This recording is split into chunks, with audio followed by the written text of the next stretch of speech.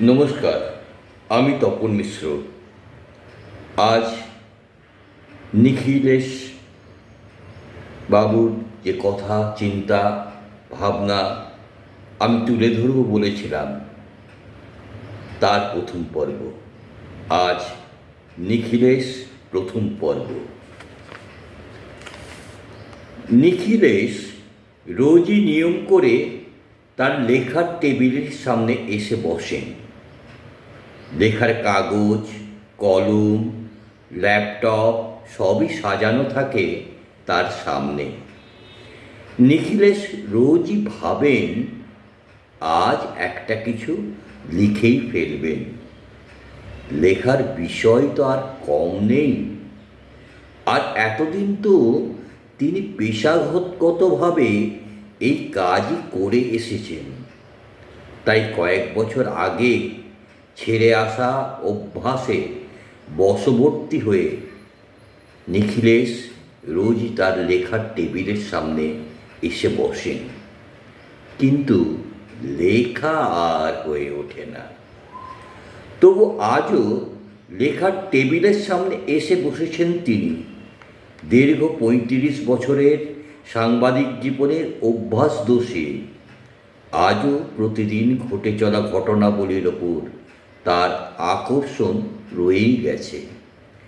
তাই এই ঘটনাগুলির বিচার বিশ্লেষণ করে তার নিবন্ধের আকারে লিখে ফেলতে তার হাত নিষ্পিস করে। আজও লেখার টেবিলের সামনে বসে লেখার বিষয় নির্বাচন করতে গিয়ে মনে ভেসে ওঠে এই রাজ্যে হঠাৎ করে ব্রিটানিয়া বিস্কুট কারখানা বন্ধ হয়ে যাওয়ার কথা, সেই সঙ্গে প্রায় স্থায়ী ও অস্থায়ী ৬০০ শ্রমিকের বেকার হয়ে পড়ার ঘটনা, সঙ্গে অবশ্যই কারখানার চারপাশে কারখানাকে কেন্দ্র করে গজিয়ে ওঠা বিভিন্ন ব্যবসার চরম ক্ষতির সম্ভাবনার কথাও তার মাথায় ঘোরাফেরা করতে থাকে। আর এই কথা মনে হতেই নিখিলেশের মনে পড়ে যায় জন্ম কর্ম কাটিয়ে দেওয়া আসানসোল শিল্পাঞ্চলের কথা। আর মনে পড়তেই নিখিলেশের মনটা এক অব্যক্ত যন্ত্রণায় কুঁকড়ে যায়। আসানসোল শিল্পাঞ্চলের কুলটি শহরে জন্ম নিখিলেশের। সেখানেই শিক্ষা ও বেড়ে ওঠা। পরে আসানসোল শিল্পাঞ্চলেই সাংবাদিকতার দিন যাপন। তাই নিখিলেশ নিজের চোখে দেখেছেন একের পর এক শিল্প বন্ধ হয়ে যেতে এবং পরবর্তীতে তার পরিণতি। শিল্পকে ঘিরে গড়ে ওঠে জনপদের কঙ্কাল হয়ে যাওয়া চেহারাটাও ক্রমশ তার চোখের সামনে স্পষ্ট হয়ে উঠেছে।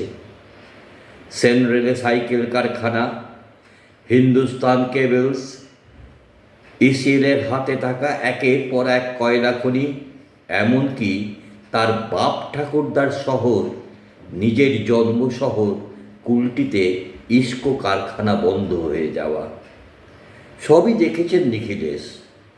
আজও তার চোখের সামনে ভেসে ওঠে ২০০৩ সালে ৩১শে মার্চ প্রায় ৩,৫০০ শুধুমাত্র স্থায়ী শ্রমিকদের চাকরি চলে যাওয়ার ঘটনা। তিনি দেখেছেন কর্মচারীদের স্বেচ্ছাবসর দিতে বাধ্য হয়ে কারখানার গেট দিয়ে বেরিয়ে আসার সেই যন্ত্রণাময় দৃশ্য। নিখিলেশের সেই দিনের কথা মনে করতেই কেমন চোখের সামনে চশমাটা ঝাপসা হয়ে আসে।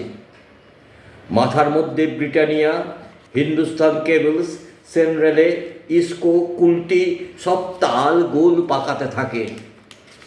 নিখিলেশের মাথাটা ঝিমঝিম করে।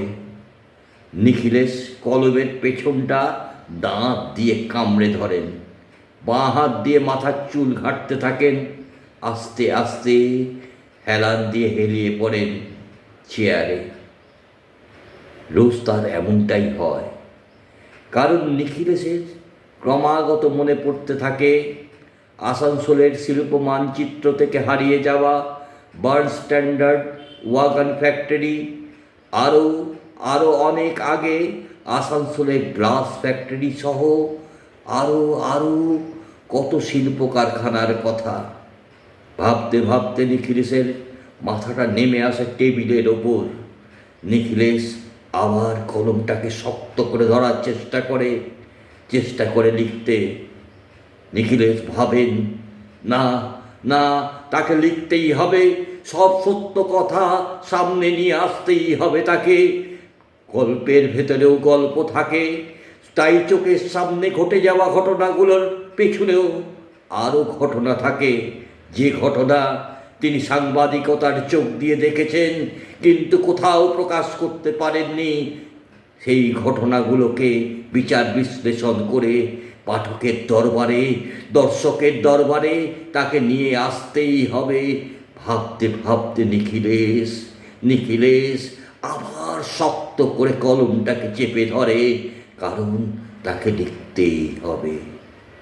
নিখিলেশ কি পারবে শেষ অবধি লিখতে? নজর রাখুন আগামী পর্বে।